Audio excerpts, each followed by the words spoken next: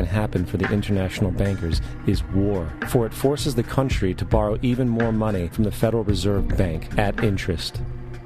Woodrow Wilson's top advisor and mentor was Colonel Edward House, a man with intimate connections with the international bankers who wanted in the war.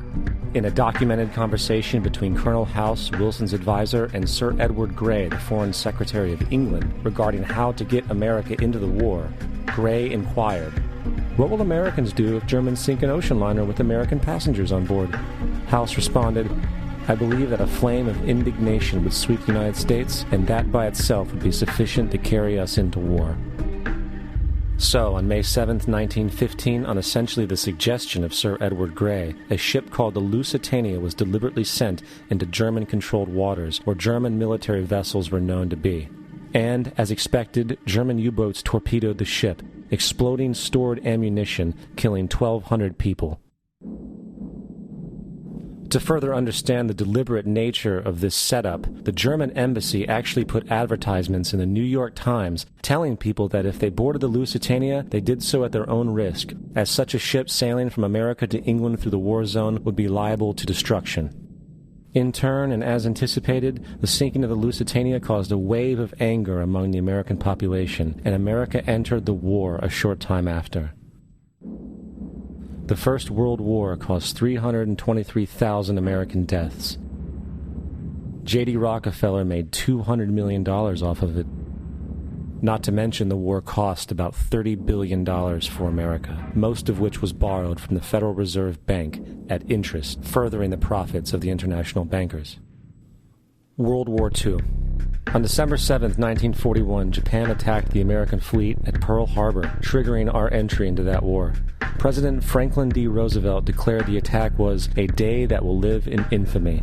A day of infamy indeed, but not because of the alleged surprise attack on Pearl Harbor. After 60 years of surfacing information, it is clear that not only was the attack on Pearl Harbor known weeks in advance, it was outright wanted and provoked. Roosevelt, whose family had been New York bankers since the 18th century, whose uncle Frederick was on the original Federal Reserve Board, was very sympathetic to the interests of the international bankers, and the interest was to enter the war, as we've seen, nothing is more profitable for international bankers than war. In a journal entry by Roosevelt's Secretary of War Henry Stimson, dated November 25, 1941, he documented a conversation he had with Roosevelt.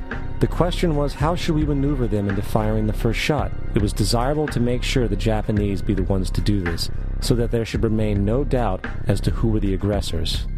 In the months leading up to the attack on Pearl Harbor, Roosevelt had done almost everything in his power to anger the Japanese, showing a posture of aggression. He halted all of Japan's imports of American petroleum. He froze all the Japanese assets in the United States. He made public loans to nationalist China and supplied military aid to the British, both enemies of Japan in the war, which, by the way, is completely in violation of international war rules. And on December 4th, 3 days before the attack, Australian intelligence told Roosevelt about a Japanese task force moving towards Pearl Harbor. Roosevelt ignored it. So, as hoped and allowed, on December 7, 1941, Japan attacked Pearl Harbor, killing 2,400 soldiers. Before Pearl Harbor, 83% of the American public wanted nothing to do with the war. After Pearl Harbor, 1 million men volunteered for the war.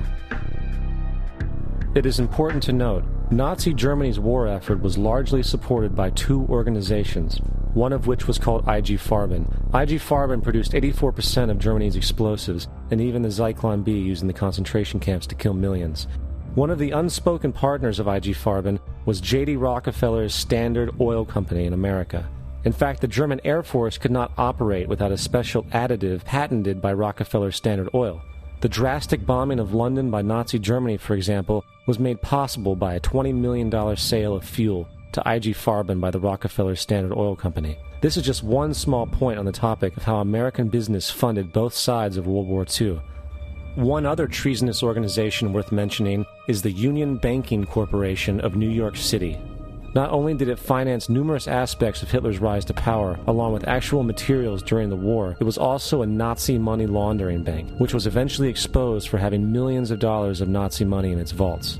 The Union Banking Corporation of New York was eventually seized for violations of the Trading with the Enemy Act.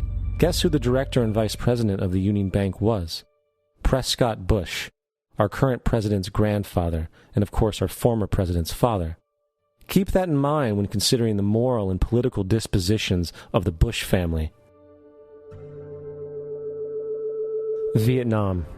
The United States' official declaration of war on North Vietnam in 1964 came after an alleged incident involving 2 U.S. destroyers being attacked by North Vietnamese PT boats in the Gulf of Tonkin. This was known as the Gulf of Tonkin incident. This single situation was the catalytic pretext for massive troop deployment and full-fledged warfare. One problem, however, the attack on the U.S. destroyers by Vietnamese PT boats never happened. It was a completely staged event to have an excuse to enter the war. Former Secretary of Defense Robert McNamara stated years later that the Gulf of Tonkin incident was a mistake, while many other insiders and officers have come forward, relaying that it was a contrived farce, a complete lie. Once in the war, it was business as usual. In October 1966, President Lyndon Johnson lifted trading restrictions on the Soviet bloc, knowing full well that the Soviets were providing upwards of 80% of North Vietnam's war supplies. Consequently, Rockefeller interests financed factories in the Soviet Union, which the Soviets used to manufacture military equipment and send it to North Vietnam. However, the funding of both sides of this conflict was only one side of the coin. In 1985, Vietnam's rules of engagement were declassified. This detailed what American troops were and were not allowed to do in the war. It included absurdities like North Vietnamese anti-aircraft missile systems could not be bombed until they were known to be fully operational. No enemy could be pursued once they crossed the border of Laos or Cambodia. And most revealing of all, the most critical strategic targets were not allowed to be attacked unless initiated by high military officials. Apart from these imposed ludicrous limitations, North Vietnam was informed of these restrictions and therefore could base entire strategies around the limitations of the American forces. This is why the war went on so long. And the bottom line is this: the Vietnam War was never meant to be won, just sustained. This war for profit resulted in 58,000 American deaths and 3 million dead Vietnamese. So, where are we now?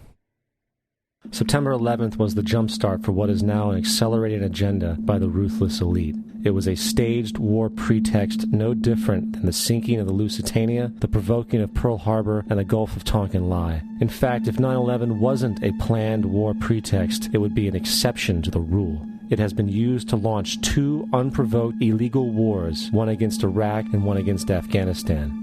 However, 9/11 was a pretext for another war as well, the war against you. The Patriot Act, Homeland Security, the Military Tribunals Act, and other legislations are all completely and entirely designed to destroy your civil liberties and limit your ability to fight back against what is coming. Currently in the United States, unannounced to most brainwashed Americans, your home can be searched without a warrant, without you being home. You can in turn be arrested with no charges revealed to you, detained indefinitely with no access to a lawyer, and legally tortured, all under the suspicion that you might be a terrorist. If you need a painted picture of what is happening in this country, let's recognize how history repeats itself. In February 1933, Hitler staged a false flag attack, burning down his own German parliament building, the Reichstag, and blamed it on communist terrorists. Within the next few weeks, he passed the Enabling Act, which completely eradicated the German Constitution, destroying people's liberties. He then led a series of preemptive wars, all justified to the German people as necessary to maintaining homeland security.